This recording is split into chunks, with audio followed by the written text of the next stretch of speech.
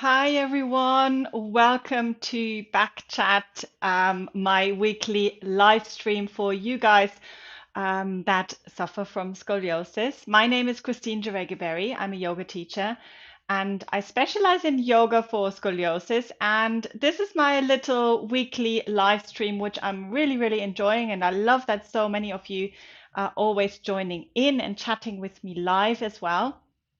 So feel free to do that as well today. If you are here, come and say hello. You can see, if you are a regular, you can see probably that I'm in a slightly different location today. And those of you who are watching my practice videos on YouTube, you will know this space. Obviously, this is where I usually practice yoga. This is where I film my yoga videos as well, my practice videos. So I'm trying something slightly different. I'm not quite sure how the internet connection is going to hold up. I'm hoping that it's okay. So I would love for you to tell me if everything is working okay. Do you hear me okay? Do you see me?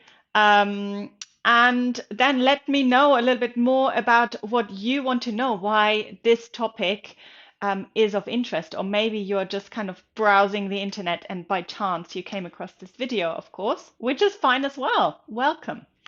Um, but our topic today is obviously which yoga poses should we avoid if we have scoliosis. So I would love to know from you if you have got any poses that maybe in your body don't feel quite right, or that you were maybe slightly wondering about. Should I be doing this? Should I not be doing this? And again, I'm here in my practice space today, so we can actually go through the actual poses as well, and I can show you what to do and what not to do. So this is what this video today is all about. Again, this is your show. This is supposed to be interactive. So do let me know if you are here. I can see somebody already saying, please share video full sequence for S-curve scoliosis. So I'm specifically today talking about the poses that we should not do. However, Sriyanti, I hope I'm saying your name right. If you have a look at my playlists, there is a full playlist for S-curve scoliosis. Yeah, and there are different practice videos in there that you can pick and choose from. So there's different ones, and I wouldn't say there are specific poses for specific curves. I would more say that if you have a specific curve, we approach the poses slightly differently, and there might be slightly different adaptations, but the poses are probably going to be the same, right? But still, have a look for that playlist for S-curve scoliosis. I'm sure you'll find what you're looking for on there. And hello, Turkan. Scolio, hello. I love that. Scolio, hello to you too. So we're going to be talking about poses to avoid today. So any of those of you who are watching right now, tell me, are you practicing yoga already? Just give me a yes in the chat so that I know. I know there's always a little bit of a delay. So let's say, yes, I do yoga, or no, I don't do yoga.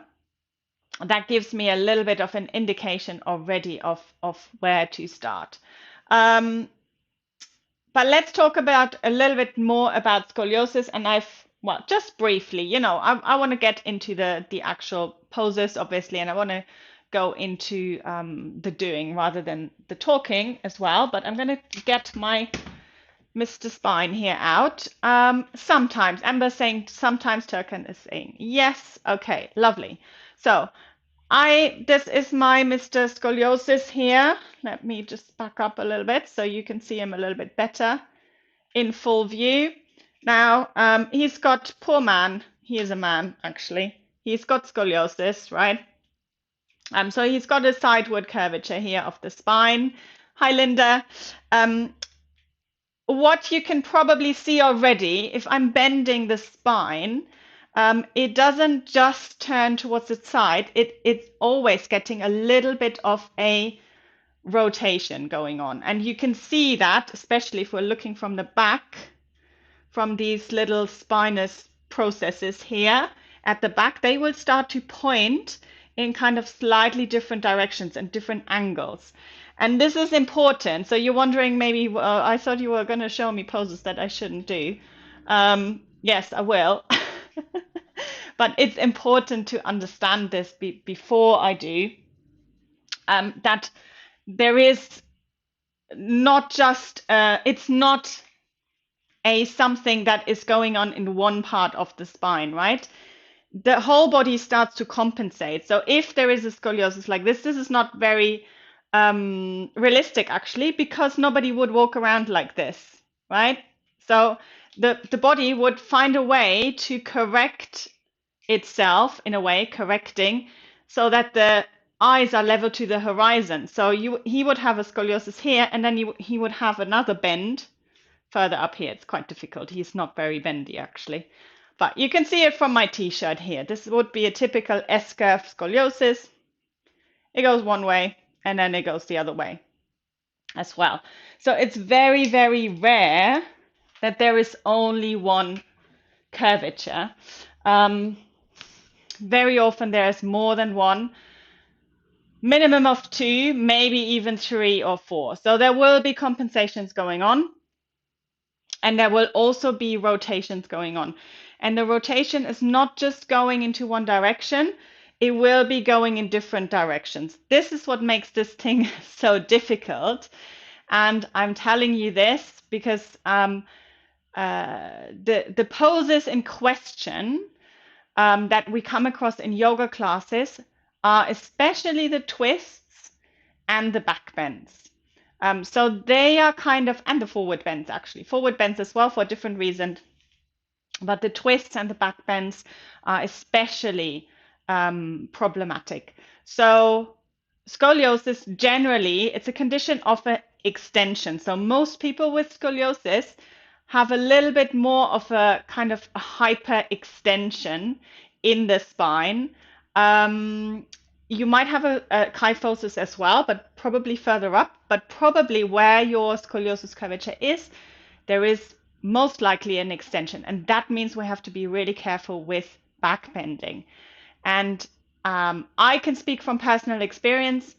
My lower back is super bendy. Well, super bendy. Let's not go crazy, but it's bendy enough. It moves. But then my upper back is quite stiff, right? Even though I do yoga quite regularly. But still, I have to be really mindful that when I do a back bend, that it's not just happening in one place. Right, so let's see who's here. So Liz is here. Hi, Liz. Liz is saying, I'm fused T5 to L2 and do a bit of yoga. So spinal fusion, completely different subject, completely different. It's related, obviously, but the poses, that is much more of an individual kind of practice. Obviously, with the fusion, it really depends on where exactly your fusion is. But the problem poses that we're going through today, they are related to what I'm saying, obviously, as well. And they are relevant to those with spinal fusion as well. So as we're already saying, back bending is an issue. Forward bending can be an issue because has anyone heard of the Adams forward bend test? Let me know. Type yes, I know the Adams forward bend test or something like that in the chat so that I know. But it's a way of determining how much rotation there is and how much of a scoliosis or Cobb angle not so much, but rotation is present. So the Adams forward bend test works because it's a forward bend, right? So, and in the forward bend, we have maximum amount of rotation, maximum amount of trunk rotation going on if we flex. Flexing meaning rounding in the spine. So that already shows you that actually when you go into a forward bend, the scoliosis will come out more. Hi, Karen. Thank you for tuning in as well. So that's the problem with a forward bend. And in a way, the same goes with a back bend as well. When you go into that extension, it's much more likely that you're making one part worse than the other because of the said rotation. So shall we have a look at some poses? Let me know if you're ready for this. And I will probably start with something very simple. So in terms of what poses to avoid, this obviously depends, right? We cannot say everyone with scoliosis can do these poses, but they cannot do those poses because at the end of the day, we're still individuals, right? You might have scoliosis and you sit all day and you don't move at all. You might have scoliosis and are really into your exercise. You're quite fit and you run and you do other things. Or you might have scoliosis and you're a professional athlete. You're Usain Bolt, right? So the same things will not apply to the same kind of people. However, in general, that's what I'm saying, we need to be mindful of those back bends and twists, especially. Good. So Liz knows what I was talking about in the Adams forward bend test. Slightly more tricky when you have a spinal fusion. Shall we have a look at a twist? So let's have a look at a twist. I'm going to go a little bit further back so that you can see me. So I'm going to be showing you things what not to do. So just be mindful of that as well. And I will give you a warning of when I'm doing things that we're not doing. So I'm giving myself some cushioning. So actually I should be doing this without anything, yeah? Because we're looking at things that we should not be doing. So for example, we've got this lovely seated twist in yoga. You bring one foot in, then you bring the other foot across, and then you bring the elbow, sorry, other way, elbow across, and then you twist, right? Anyone seen this before? Let me know if you have. And then in Ashtanga, I think what they even do, they would put like one hand through and then take hold with the other hand. I'll show you from the side to bind. So that would be the twisting going on. Now you can probably, I don't know if you can guess, but some of you will be able to guess what the problem with this is. We are going here into a full-on twist, which in some ways, in some parts of the spine, this might be derotating, right? But in other parts of the spine, you're actually going into your rotation even more. So let's say you have this type of curvature, the right thoracic left lumbar curve. So in a way, when you turn towards the left, in your lumbar spine, you're going to make your rotation worse. If you have a compensating curve in your sacrum, you're kind of going into the right direction. The thoracic curve will be good as well. However, if you take the arm over, you can see what's happening with the shoulder here.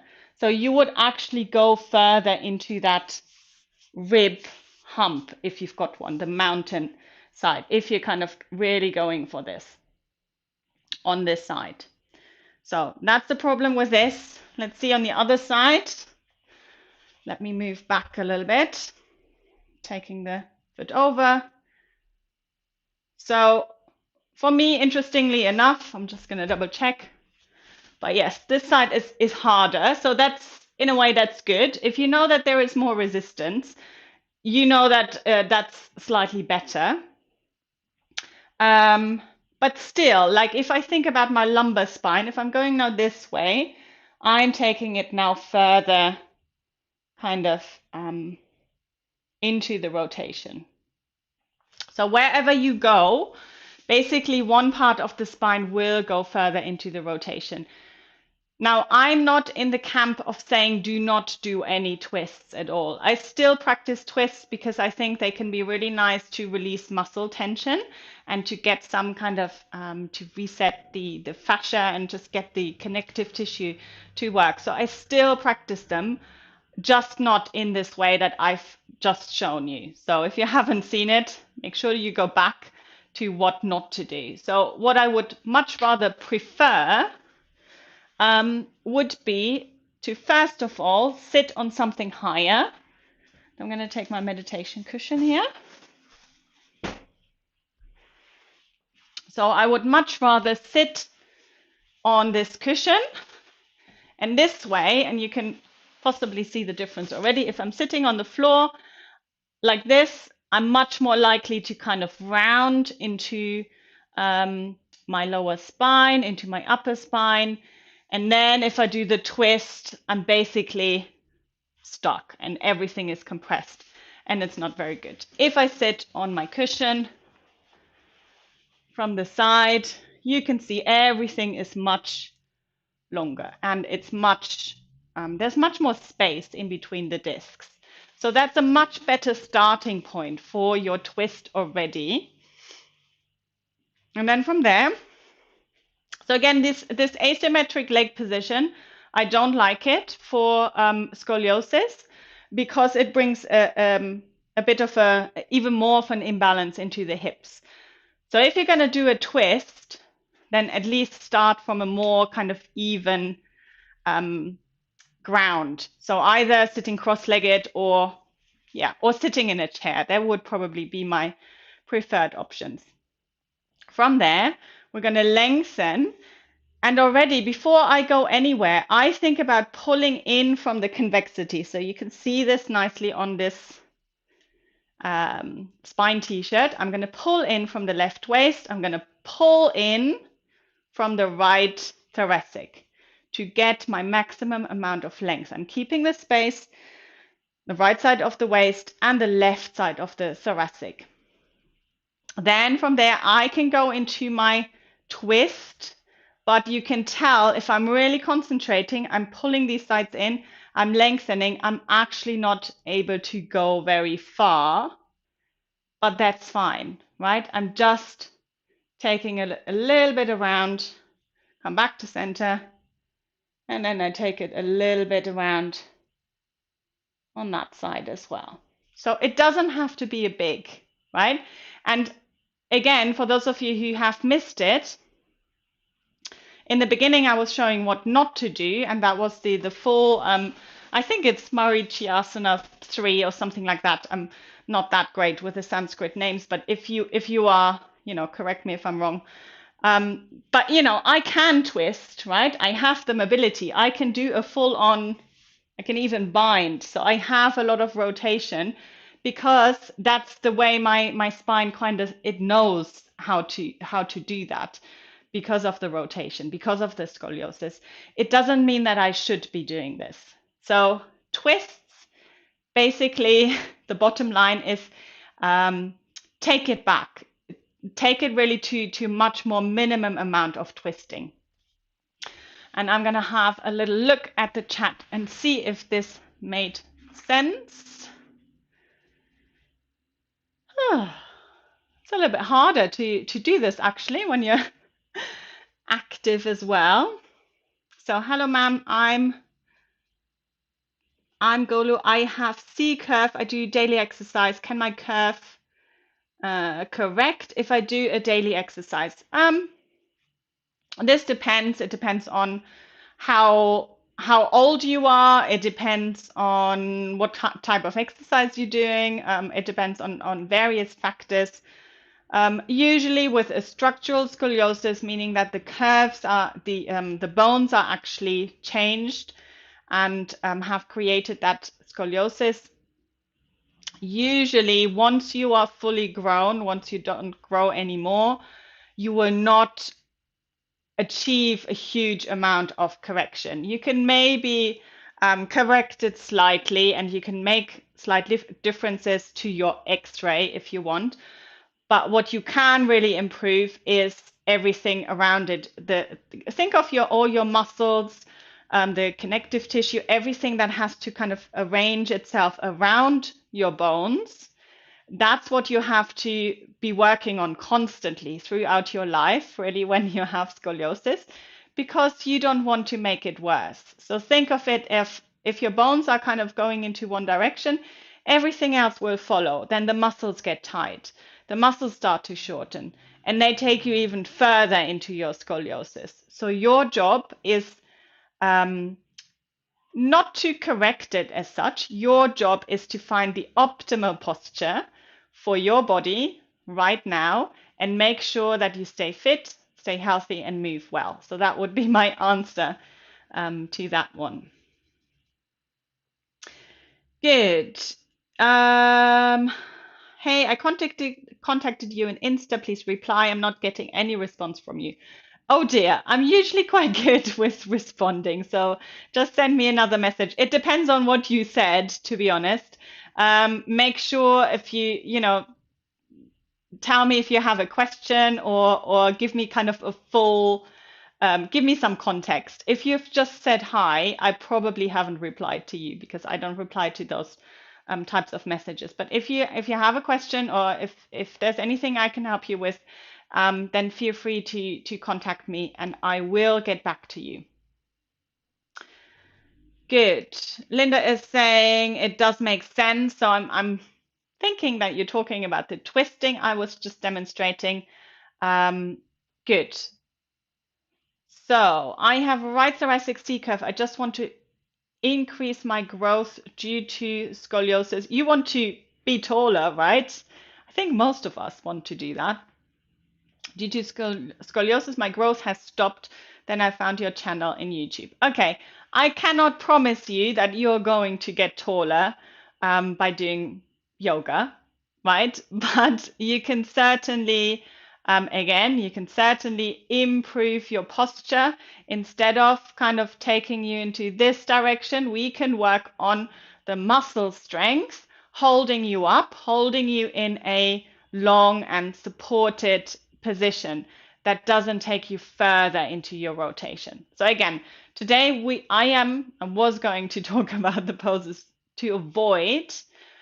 So for you, especially if you do want to be taller and longer, you're not going to do any twists, in my opinion.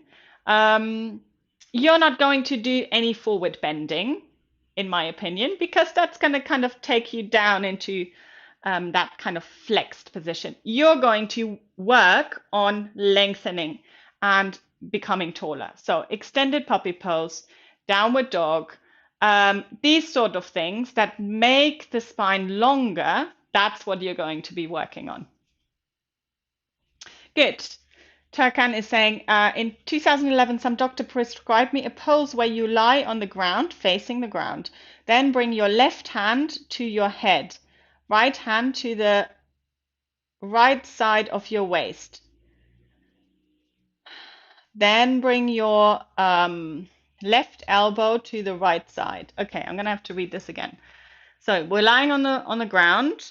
Yes, on the belly, I guess. Bring your left hand to your head, like that. Right hand to the right side of the waist. And then the elbow,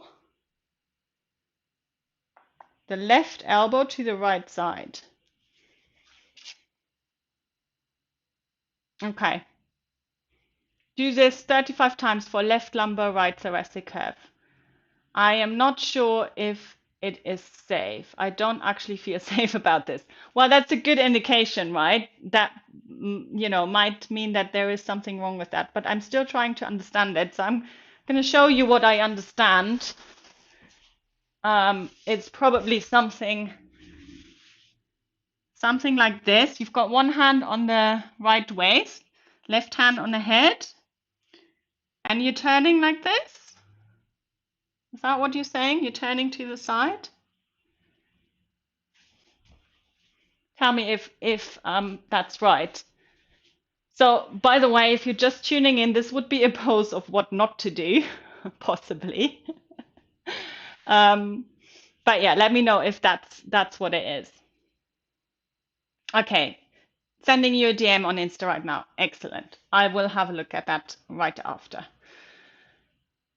Good. Johanna or Johanna, I'm 52 years old, only found out last year I had scoliosis. I exercise every day. That's the best thing that you can do, honestly, is to stay healthy and stay fit and do your exercises. Now, you do want to do sort of the right type of things as well. So there's another few things that I would kind of stay away from, and I'm just thinking about that just because you said I'm doing exercise, so I'm visualizing you kind of doing your core work and things like that.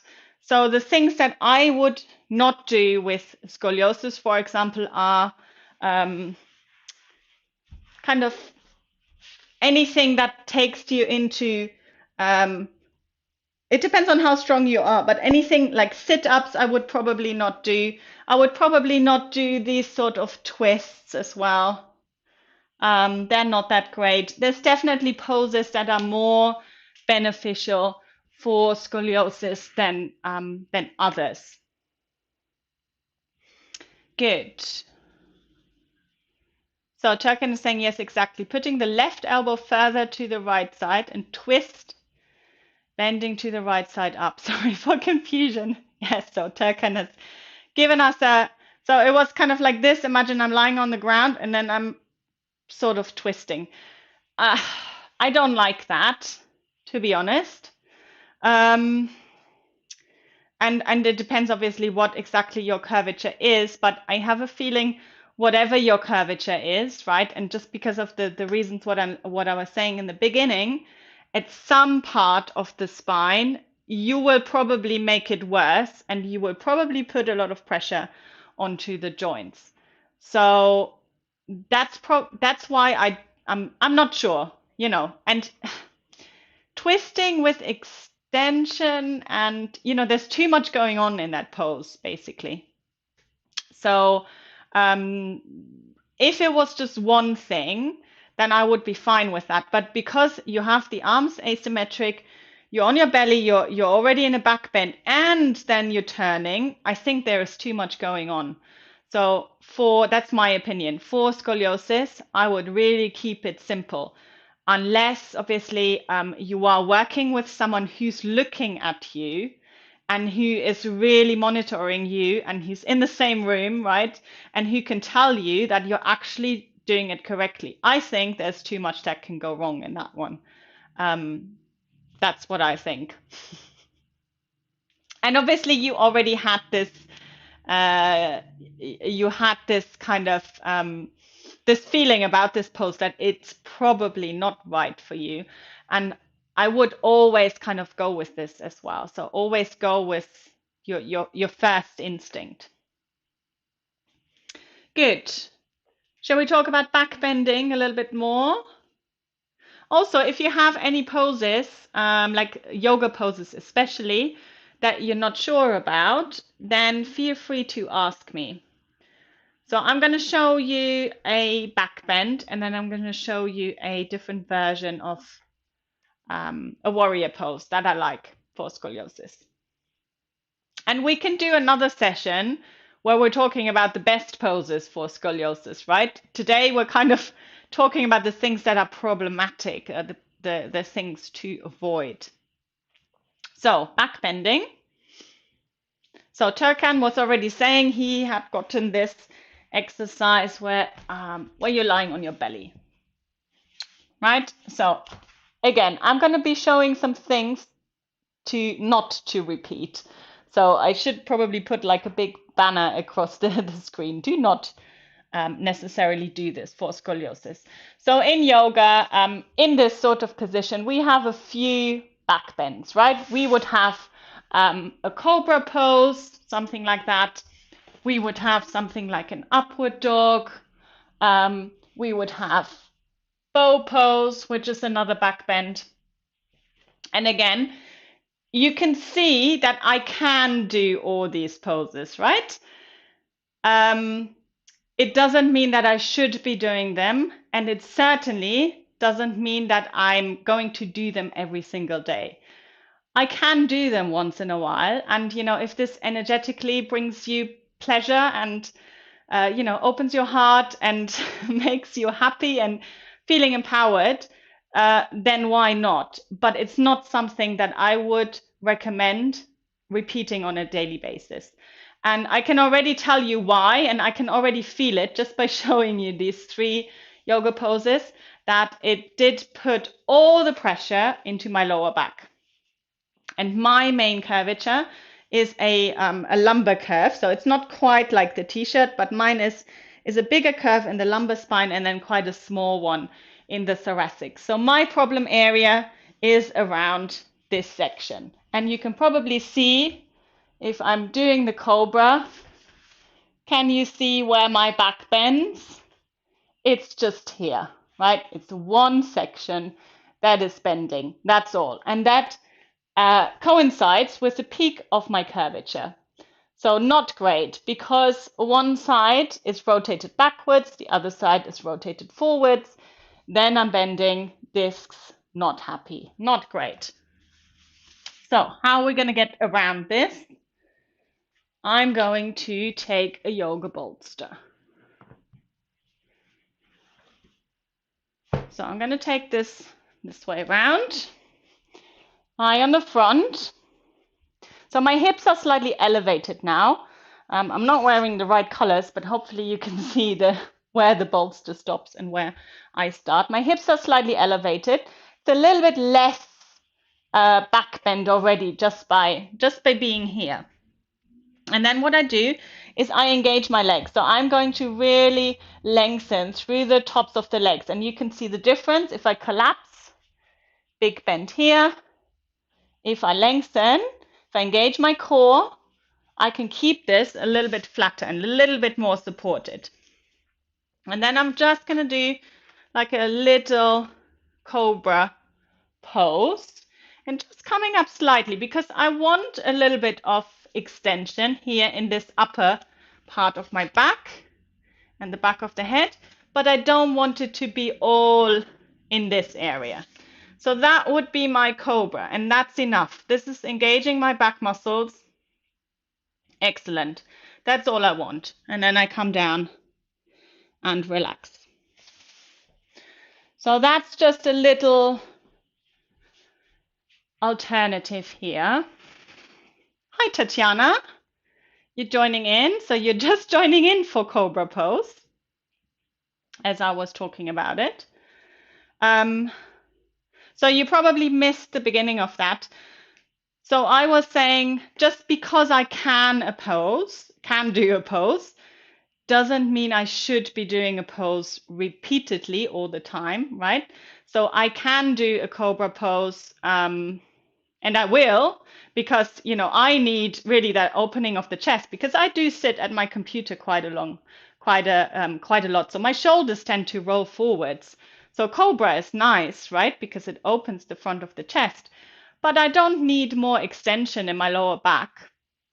So maybe there are other poses that are better for me, actually. Maybe it's not the Cobra pose, but you might be in a general yoga class and the Cobra is part of the flow, right? So you might be doing a sun salutation and there is a Cobra in there. But do you have to go into your deepest ever Cobra? No, you don't. You can just do like a mini Cobra and that will be enough. Good. Can you mention about wrong sleeping positions? I'm not going to talk about sleeping positions today because that's always a really big topic, Turkan. I'm going to be talking about it next week, actually, because it's all about posture. It's all about correct sitting, standing, and sleeping. So come back next week and we'll talk about that because it's quite a big topic. Good. Tatiana, does this answer your question about Cobra pose? Let me know. So I'm not in the camp of you should never do, you should never do a back bend. I'm not saying that. I think it depends what's going on in your body, how fit you are, if you have any other injuries or any other conditions. It depends on how it feels to you, and nobody else can tell you that, right? That's only you who can decide. But a back bend is not a pose which I would prescribe or recommend to someone with scoliosis to practice every day. So I hope that makes sense. I'm going to show you one more. So we've talked about twists. We talked about back bends. I talked about, should we talk a little bit about forward bends, or does that makes sense, I think, doesn't it? But we can talk about it anyway. So let's do a little seated forward bend. Again, the topic is about what not to do today rather than what to do. And I can show you versions that I would prefer. So let's say you're in a general yoga class and we're going to come into a forward bend, and you're going to be doing this. You're going to be reaching for your toes, and you're here because your legs are quite tight, right? Can you see where all the bending is going on? For me, it's all going on up here, right? We talked about the Adams forward bend test. If you do the Adams forward bend, where you would round down, you are going into maximum trunk rotation. So even more rotation. Now, I don't have a big thoracic curve. That's why it doesn't look that bad. But if you had quite a big thoracic curve, this would be like a major torsion, and it would kind of be like there would be a big twist going on here if you were doing that. So I would much rather that you keep the spine nice and long, and then you hinge from the hips. And for me, this would be it, right? My legs are preventing me to go any further. If I do want to come further forwards, I would maybe use a bolster, bring it to the backs of the knees, and already I can come forwards a lot more. And then I can really, so I like bringing the hands onto the outer edges of the feet to get a little bit of leverage, and I can work on lengthening through the spine. So I would much rather do this version of a forward bend than on kind of going into a full-on rounding, grabbing the feet type of forward bend. Good. Standing forward bends. Right. Standing forward bends. It's kind of the same thing. Any in particular? Let me just bring this up a little bit so I don't disappear completely.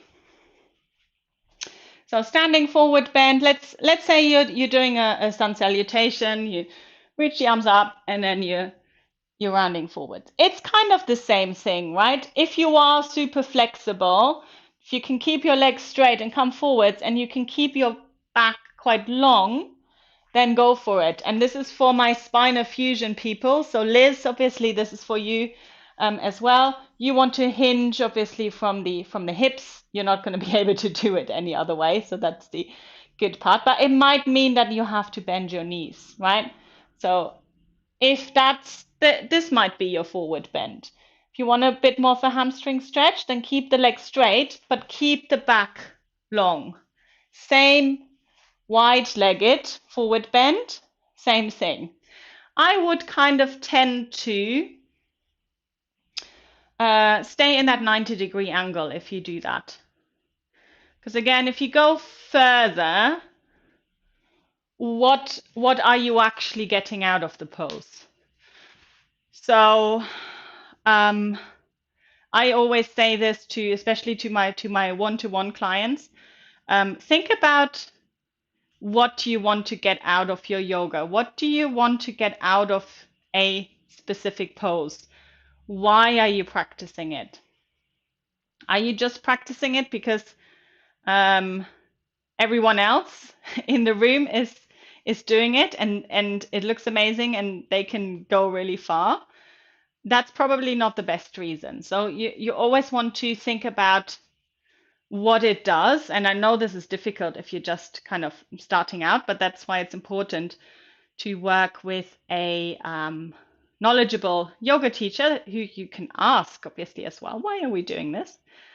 Right, Halasana, Tina.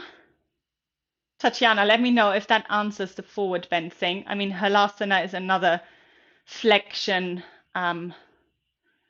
sort of pose. Now, Tina, I do not practice Halasana, so I will not even demonstrate it. You're gonna have to, if you don't know what it is, you're gonna have to guess because I'm not gonna do it. But basically, I'm just doing the beginning of it. You would bring the legs up over the head and the feet down behind you. No, I'm not doing that one. I'll come back to you, Tatiana. I'm not doing that one because of the upper back issues and the rotation that it goes on there, and the strain on the neck. But that's because I have personally a bit more kind of problems in this area. So I wouldn't say nobody with scoliosis should ever do this. I do prefer a supported one. I don't know if you've ever seen a supported Halasana, Tina, where you would kind of rest the shoulders on a bolster, the head is down, and the legs are resting on a chair. So I would do that one. I prefer this one. But yeah, I wouldn't go into kind of a full on. Also because it's the leverage and all the weight that is on this very, very fragile bit of your body. So that's the reason why I personally don't practice it. Good. Tatiana, you're gonna have to tell me what wind pose is. I'm not quite sure. Turkan, I've been doing back bending while standing on foot during the day, as I fear that I need to crack my waist to relieve the pain. When back bending, it cracks my waist and it relieves the pain. The waist, right? Your lower back, you mean? Now this is kind of the, what did somebody say to me yesterday? Sitting is the new smoking, something like that. It's basically something that we do way too much of, and it's not good for us, right? So if you are sitting for long periods of time, and let me find my remote. Obviously, you're not sitting on a yoga mat. Normally, you would be sitting on your chair. I'm going to pretend that I'm sitting on a chair. This is the problem here in the lumbar spine, right? This is being flattened and the discs are being compressed in this lumbar area. And then you end up with, you're then trying to stand up and you're like, your back is actually in this permanent position and you're trying to stand up, but you can't, you're here, right? And then you're like, ugh, and this kind of all goes into spasm and you have to take a moment to kind of lengthen and crack yourself into position. So yeah, I'm not a fan of intentionally cracking joints, but it's a good indication of what's going on, right, for you. So there is obviously too much sitting going on there, and there is a problem. And usually cracking is not a great sign, as far as I know. I'm not a physiotherapist or osteopath, obviously. But I would be kind of a little bit mindful about this. And I would really take some time, if you do a lot of sitting, to take equal amount of time of doing something to balance that out. Meaning probably walking, again, lengthening poses, anything, standing up. And yes, you were saying, you said, I think you're going into the opposite. Also, that's not great, I think, because that is a big shock for the body. So it goes in one, it's like for 6 hours, it's in this one direction. And then you're taking it completely the other way. And that's probably also not what it likes. So I would much rather that you do something like like this, half downward dog to lengthen out. You've done your sitting, so you're in a way slightly still in this position. Do your lengthening here, and then you come into standing. You do a little bit of moving the hips from side to side, and then you do some movement to reset rather than going straight into a back bend. Again, a long-winded answer. Right. So I still don't know what wind pose is. Tatiana, you have to give me a bit more information. Right. Tina, since it is the beginning of shoulder stand, I agree it is hard and I have problems with it.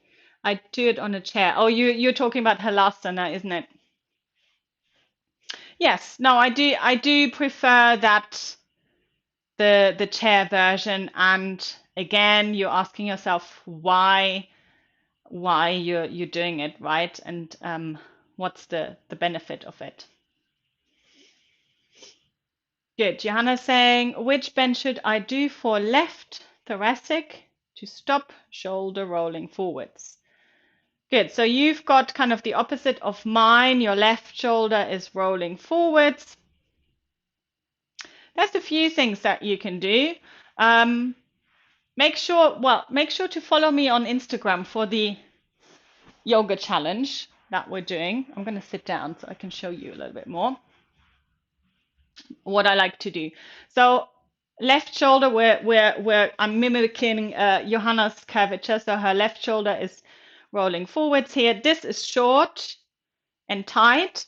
The back here is tight and long. It cannot release.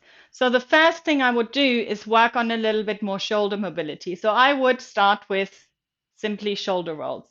You need to loosen this part up first before you do anything else, right? So that's the first thing I would do. And I love any kind of circular movements. This is great. Or simple arm movements, reaching the arms up, reaching down, just kind of bringing in a little bit of movement. Or even like, I love this as well because it gives you a really nice massage in between the shoulder blades.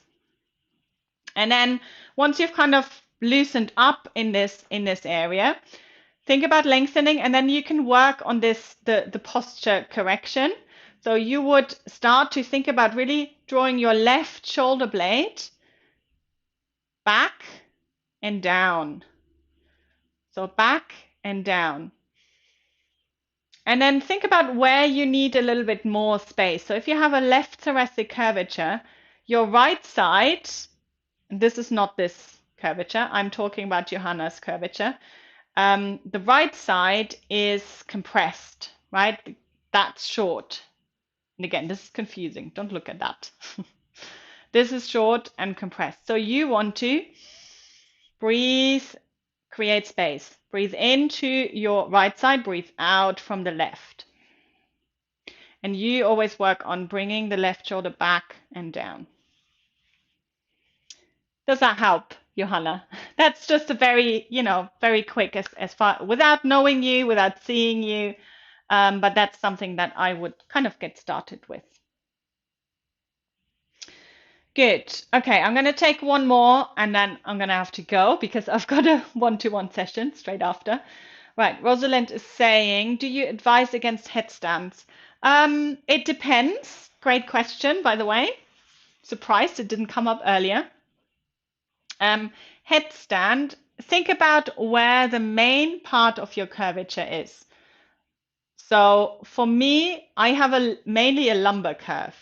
So actually, the top of my spine is quite straight and my neck is as well. So if I turn myself upside down, I'm actually starting with a straighter base, and then the top bit is a bit wonky, basically. So for me, I do not have a huge problem with headstand, except for my neck. So I have to be a little bit careful of what's going on in my neck. But I'm quite strong in my arms. I can support myself really well. Do not have a lot of I can take all the weight into my forearms and not so much onto the head when I do a headstand. So I'm okay with that. However, if you have a thoracic curvature, and especially Johanna with her left thoracic curvature, right? So she's got one shoulder rolling forwards. Then she's going to take her arms up here to create that base for a headstand with that shoulder rolling forwards and the other one backwards. How is that going to translate into a back bend, into a headstand? You have to be really, really mindful. And I have worked with some professional athletes basically on this, and they are able to do this. They're able to correct this even in the headstand, but that's really difficult. That's really, really tricky. So basically, it depends, is my answer. And thoracic curvatures, I would advise against it. Right. What is the best lengthening pose? Ooh. I mean, I love extended puppy pose. That's probably one of my favorites. I love the half downward dog. I think about the poses where I can actually lengthen in opposite directions, right? So in standing is great as well because you can lengthen upwards, but you cannot lengthen the spine downwards in standing. It just doesn't work, right? Lying down, you're supported by the ground, but it's really hard to actively lengthening the spine. So I do like these all fours positions, especially extended puppy pose. If you just do one pose every day, make it this one, right?